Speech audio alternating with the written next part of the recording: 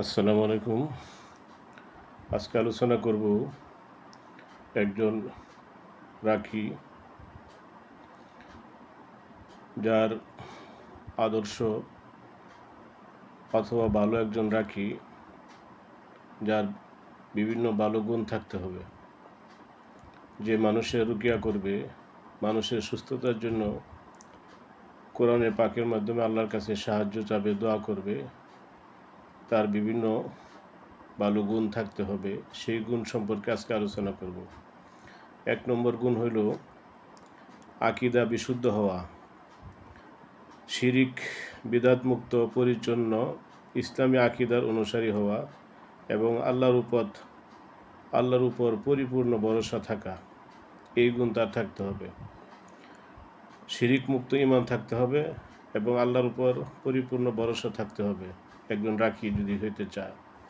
2, আল্লাহর কালাম যে রোগ ব্যাধি, কুনজর, বদনজর, জাদু, জিনের উপর প্রভাব ফেলতে সক্ষম, এ ব্যাপারে দৃঢ় বিশ্বাস রাখা।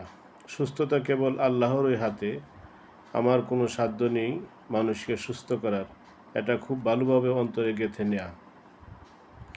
কোনো রোগী সুস্থতা লাভ করার খবর পেলে আত্মগর্বে আক্রান্ত না হওয়া, বরং আল্লাহর প্রতি কৃতজ্ঞতা জানানো, শুকরিয়া আদায় করা, শুকরানা নামাজ আদায় করা, এর ভালো প্রভাব রয়েছে। অর্থাৎ কোনো রাখির রুকিয়া করার কারণে যদি কোনো লোক ভালো হয়, সুস্থ হয়, তাহলে তাকে মনে করতে হবে এটা আল্লাহ পাক তার কুদরত দ্বারা সুস্থ করছেন, রাখির কোনো যোগ্যতা এখানে নাই। আল্লাহ তাআলা চাইছেন তাই সুস্থ হয়েছে, কালামের উসিলায় আল্লাহ ভালো করছেন, এই জন্য নিজে অহংকার করতে পারবে না, বরং শুকরিয়া আদায় করতে হবে যে আল্লাহ আপনার কুদরত দ্বারা, আপনার কালামের দ্বারা সুস্থ হয়েছে। 3, প্রতিদিনের মৌলিক আহকাম তথা নামাজ, রোজা, মাহারাম, গায়রে মাহারাম ইত্যাদি বিষয়ে যত্নবান হওয়া, হালাল হারামের ব্যাপারে যত্নবান হওয়া, হারাম থেকে সম্পূর্ণভাবে বেঁচে থাকা, শরীয়তে যে জিনিস যেরকম বলছেন ওইরকম পালন করা, কিছু বলছেন কাজ করার জন্য এবং কিছু বলছেন না করার জন্য, অর্থাৎ শরীয়তের আদেশ নিষেধ সেটা পরিপূর্ণভাবে পালন করতে হবে।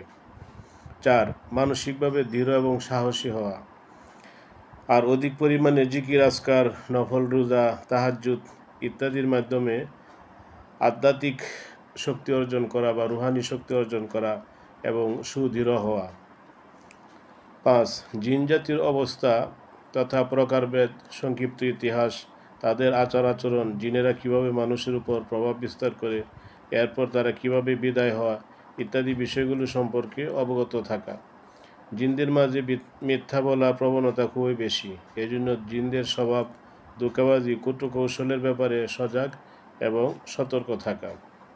6, জাদু, জিন, বদনজর, ওয়াসওয়াসা এইসব বিষয়গুলোতে ইসলামী দৃষ্টিভঙ্গির ব্যাপারে পর্যাপ্ত ধারণা রাখা, অজ্ঞতা নিয়ে কাজে নেমে অন্যদের কাজের ক্ষেত্র নষ্ট না করা। 7, কোরআন তেলাওয়াত সহিহ শুদ্ধ হওয়া, অশুদ্ধভাবে কোরআন পড়লে উল্টা গুনাহ হবে। 8, রাসূলুল্লাহ সাল্লাল্লাহু আলাইহি ওয়াসাল্লাম থেকে বর্ণিত প্রতিদিনের মাসনুন আমলের প্রতি যত্নবান হওয়া, বিভিন্ন সময়ে হেফাজতের দোয়া, যেমন সকাল সন্ধ্যার দোয়া, ঘুমের আগের দোয়া, মসজিদে প্রবেশ করার দোয়া, বাড়ি থেকে বের হওয়ার দোয়া, নিজের নির্জন জায়গা গেলে পড়ার দোয়া, টয়লেটে প্রবেশের দোয়া, এসব গুরুত্বের সাথে আদায় করা। প্রয়োজনীয় কিছু দোয়া এই গ্রন্থের মাসনুন আমল অংশে পাওয়া যাবে, অর্থাৎ বিভিন্ন কিতাব, যে সমস্ত কিতাবে যেমন হিসনে হাসিন, হিসনুল মুসলিমিন, সিলাহুল মুমিন, আজকারে মাসনুন, নবীজির দোয়া, আজকার ইত্যাদি কিতাব থেকে কিছু দোয়া আজকার শিক্ষা। 9, নিজের পরিবারের সদস্যের ব্যাপারে যত্নবান হওয়া, তাদেরকে প্রতিদিনের মাসনুন আমলগুলিতে অভ্যস্ত করে তোলা, তাদের অধিকারের ব্যাপারে সবসময় সতর্ক থাকা, রুকায়া নিয়ে ব্যস্ত থাকার কারণে যেন কোনোভাবেই তাদের হক নষ্ট না করা হয়। নিজের বাড়িকে গুনাহের সরঞ্জাম থেকে পবিত্র রাখা, যেমন কোনো জীবের ছবি, ভাস্কর্য ও মূর্তি, মানুষ বা প্রাণীর পুতুল সাজিয়ে বা ঝুলিয়ে না রাখা, গান বাজনা না চলা, বাদ্যযন্ত্র না রাখা, ঘরে যেন রহমতের ফেরেশতা প্রবেশ করতে পারে আর শয়তান না থাকতে পারে সেই ব্যবস্থা করা। মোট কথা, সব কাজ সুন্নত তরিকা করা, যদি সুন্নত তরিকা করা যায় তাহলে রহমতের ফেরেশতা আসবে, আর যদি সেটা না করে তাহলে রহমতের ফেরেশতা আসবে না, সেখানে শয়তান আসবে। রাখি বিবাহিত হওয়া উত্তম, অবিবাহিত কারো তুলনা বিবাহিত ব্যক্তি রুকায়া করলে এর প্রভাব বেশি পড়ে। আর পুরুষ হওয়া আবশ্যক না, তবে নারীর তুলনা পুরুষ হলে ভালো হয়। নারীরা চাইলে নারীদের জন্য রুকিয়া করতে পারবেন। জিন বা জাদু সংক্রান্ত সমস্যা মেয়েদের বেশি হয়, সুতরাং নারী গঠিত ফিতনার ব্যাপারে আল্লাহ তাআলাকে ভয় করতে হবে। এ বিষয়ে কেউ অতি সংবেদনশীল হলে তার জন্য ডালাভাবে মানুষের রুকিয়া করা উচিত হবে না। 14 নম্বর, সমস্যা সমাধানে রাখীকে অবশ্যই আন্তরিক হতে হবে। এই জন্য উচিত হলো চিকিৎসার শিষ্টাচার, মেডিকেল ইথিক্স সম্পর্কে ধারণা রাখা, রোগীর গোপনীয়তা রক্ষা করা, রুকাইয়ার ভিডিও যেন তেনভাবে প্রচার করে শয়তানের ফাঁদে পা না দেয়া, রোগীর সুস্থতার জন্য খাস করে দোয়া করা। 15, রোগীর শারীরিক সুস্থতার প্রতি খেয়াল রাখার পাশাপাশি আল্লাহর সাথে সম্পর্ক উন্নয়নের দিকে গুরুত্ব দেওয়া, দিনদারির খোঁজখবর নেওয়া এবং সে অনুযায়ী দিনের দাওয়াত দেওয়া উৎসাহিত করা। কারণ অনেকেই দুনিয়াতে পূর্ণ সুস্থতা পায় না, এমন হতেই পারে, কিন্তু কেউ যেন আখেরাতে ক্ষতিগ্রস্ত না হয়। 16, যে কোনো পরামর্শ ও প্রেসক্রিপশন দেওয়ার ক্ষেত্রে রোগীর সময় এবং সামর্থ্য বিবেচনা রাখা উচিত।